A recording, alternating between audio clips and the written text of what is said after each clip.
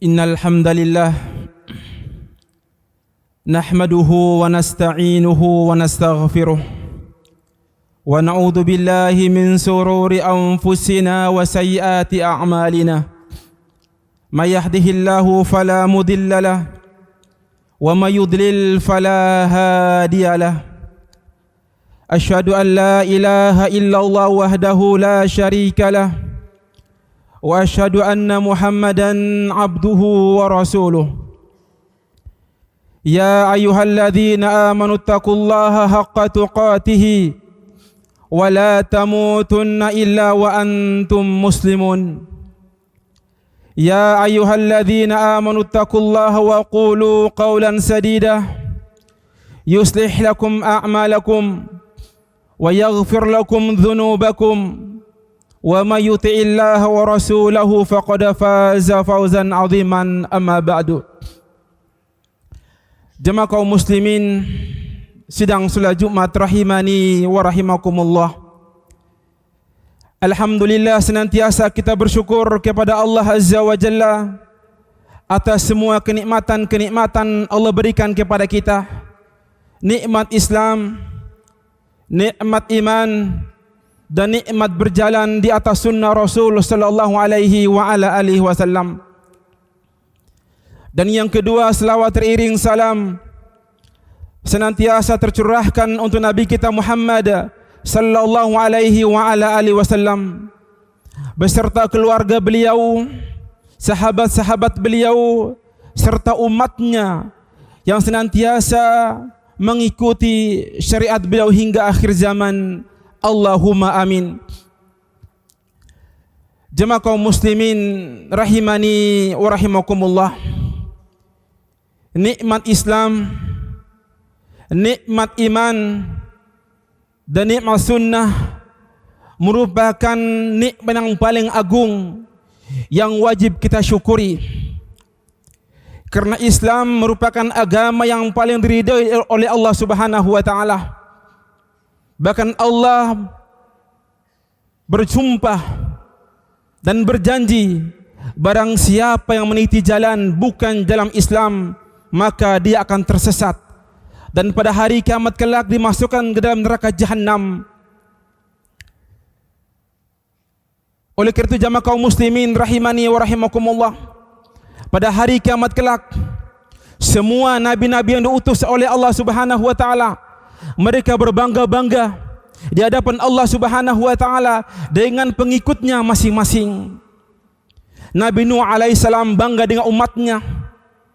Nabi Ibrahim alaihissalam bangga dengan pengikutnya.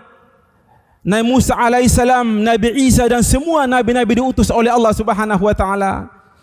Dan juga Nabi kita Muhammad sallallahu alaihi wa ala alihi wasallam bangga dengan umatnya kala pada hari kiamat begitu banyak. Sehingga Rasulullah pernah bersabda kepada para sahabatnya, "Uditu an alqa ikhwani." Wahai para sahabatku, aku berangan-angan untuk menjumpai ikhwan-ikhwanku. Maka berkata para sahabat, "Alasna bi ikhwanik?" Wahai Rasul, bukan kami ini ikhwan-ikhwanmu? Maka berkata Rasulullah, "Amma antum ashabi." Adapun kalian sahabat-sahabatku. Amma ikhwani alladzi la ya'tu ba'du walakin yu'minu bi risalati. Adapun ikhwanku adalah orang-orang datang setelahku yang belum pernah melihat wajahku namun mereka beriman dengan ajaranku. Maka jamaah kaum muslimin rahimani wa rahimakumullah, bersyukurlah dengan nikmat Islam, nikmat iman dan nikmat sunnah Rasul sallallahu alaihi wa ala alihi wasallam. Untuk mengawali khutbah kita kali ini, khatib akan membawakan ayat Al-Quran dalam surah Al-An'am ketika Allah Subhanahu wa taala berfirman, "Alladzina amanu wa lam yalbisu imanahum bidzulmin ulaika lahumul amnu wa hum muhtadun." Sesungguhnya orang-orang yang beriman kepada Allah, yang mereka itu tidak mencampur adukan iman mereka dengan kekufuran, yakni kesyirikan, maka mereka itulah orang-orang mendapatkan keamanan dan juga mendapatkan petunjuk dari Allah Subhanahu wa taala. Al-Imam Ibnu Katsir rahimahullahu taala ketika menafsirkan ayat yang mulia ini, beliau membawakan sebuah kisah yang sungguh menakjubkan, dan kisah ini sebagai judul pembahasan kita khutbah singkat kali ini. Beliau mengatakan dari sahabat Abdullah ibnu Abbas dan juga Jarir bin Abdullah radhiyallahu anhu, kedua menuturkan, suatu ketika Rasulullah keluar dengan para sahabatnya meninggalkan kota Madinah. Ketika Nabi jauh meninggalkan kota Madinah, tiba-tiba muncul seorang laki-laki dari kejauhan menaiki untanya, dan laki-laki ini pun mengarah menuju Rasulullah sallallahu alaihi wa ala alihi wasallam.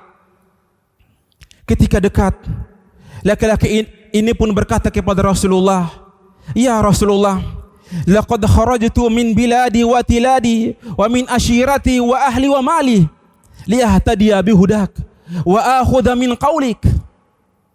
Wahai Rasul, aku datang dari negeriku, meninggalkan keluargaku, meninggalkan hartaku, meninggalkan anak-anakku untuk mengambil petunjukmu dan mendengarkan kata-katamu. Fa'arid alayya, paparkan kepadaku tentang ajaranmu. Fa'allimni mal iman, dan ajarkan kepadaku apa itu iman.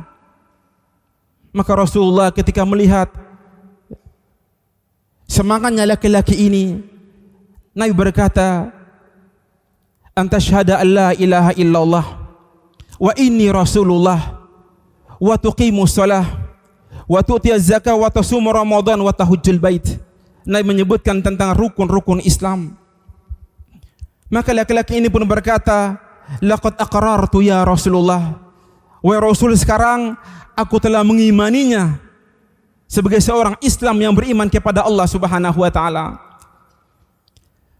Namun jamaah kaum muslimin rahimani wa rahimakumullah, tiba-tiba kaki unta laki-laki ini pun masuk dalam tanah, dan laki-laki ini pun tersungkur, fankasra unuquhu, dan lehernya patah, dan seketika itu pula laki-laki ini pun meninggal dunia. Ketika Rasulullah meninggal, laki-laki ini meninggal dunia, maka berkata Rasulullah kepada para sahabatnya, "Asami'tum billadzina amanu wa lam yalbisu imanahum bidzulmin ulaika lahumul amnu wa muhtadun." Wahai para sahabatku, pernah kalian mendengar seseorang yang mereka beriman kepada Allah Subhanahu wa taala, yang tidak mencampur adukan iman mereka dengan kesyirikan, kekufuran, dan mendapatkan keamanan dan petunjuk? Fa'alimtu inna hadza minhum, dan aku mengetahui laki-laki inilah orangnya. Nabi juga mengatakan, "Asami'tum billadzi amila qalilan wa ujra katsira." Wahai para sahabatku, apa kalian pernah mendengar seseorang yang sedikit amalannya namun banyak ganjarannya? Fa inna hadza minhu, laki-laki inilah orangnya. Nabi melanjutkan, "Fa inni ra'aitu malakaini yadusani fi fihi min thimaril jannah fa alimtu innahuma taja'a." Sungguh aku melihat dua malaikat menyuapi ke dalam mulut laki-laki ini buah-buahan surga, karena dia meninggal dunia dalam keadaan lapar. Allahu akbar. Jemaah kaum muslimin sidang salat Jumat rahimani wa rahimakumullah, laki-laki ini menghabiskan usianya, menghabiskan waktunya dalam kekufuran, namun di akhir hidupnya dia beriman kepada Allah Subhanahu wa taala.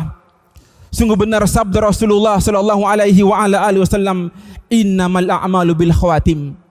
Tolak ukur amalan seseorang lihat dari akhirnya. Maka jamaah kaum muslimin rahimani wa rahimakumullah, kita berdoa kepada Allah Subhanahu wa taala ketika diberikan nikmat Islam, nikmat iman, agar kita diwafatkan oleh Allah Subhanahu wa taala meninggalkan dunia ini dalam keadaan husnul khatimah, akhir yang bagus. Mengapa jamaah kaum muslimin rahimani wa rahimakumullah, tidak seorang pun di antara kita mengetahui akhir kehidupannya? Apa kita menutup hidup ini dengan sulh khatimah, kita berlindung kepada Allah dari sulh khatimah, ataukah husnul khatimah, dan kita berdoa kepada Allah Subhanahu wa taala untuk mengakhiri hidup dengan husnul khatimah? Namun ulama kita mengatakan, yamutul mar'u ala ma asya alaihi. Sesungguhnya seseorang akan diwafatkan oleh Allah Subhanahu wa taala di atas amalan yang biasa dia lakukan. Maka jamaah kaum muslimin rahimani wa rahimakumullah, agar kita diwafat oleh Allah Subhanahu wa taala dalam keadaan salat, keadaan berpuasa, keadaan umrah ataupun haji. Kenapa jamaah kaum muslimin rahimani wa rahimakumullah? Karena sudah banyak orang-orang yang bangga dengan keilmuannya, bangga dengan amal solehnya, namun akhir kehidupannya dia pun mendapatkan sul khatimah. Aqulu qawli hadza fastaghfirullah li wa lakum wa li jami'il muslimin fastaghfiru innahu huwal ghafurur rahim.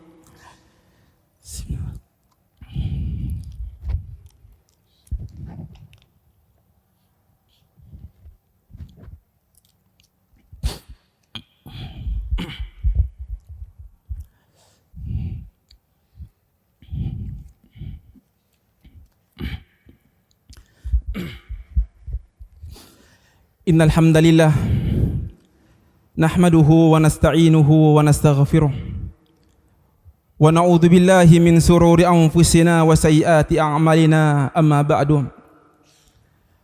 Jemaah kaum muslimin sidang salat Jumat rahimani wa rahimakumullah. Kisah yang pertama tadi mengisahkan tentang seseorang laki-laki yang menghabiskan usianya di atas kekufuran, di atas kemaksiatan, namun akhir hidupnya mendapatkan surga Allah Subhanahu wa taala.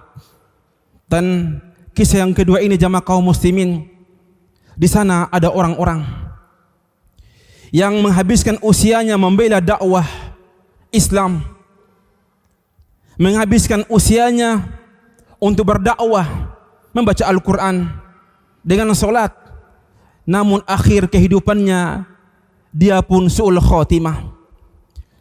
Jemaah kaum muslimin rahimani wa rahimakumullah, bagi jamaah sekalian rahimani wa rahimakumullah yang pernah membaca buku-buku sejarah atau mendengarkan kajian-kajian para ulama kita, mereka mengisahkan tentang seorang laki-laki yang bernama Abdullah Al-Qasimi, seorang laki-laki dari kota Qasim, Saudi Arabia.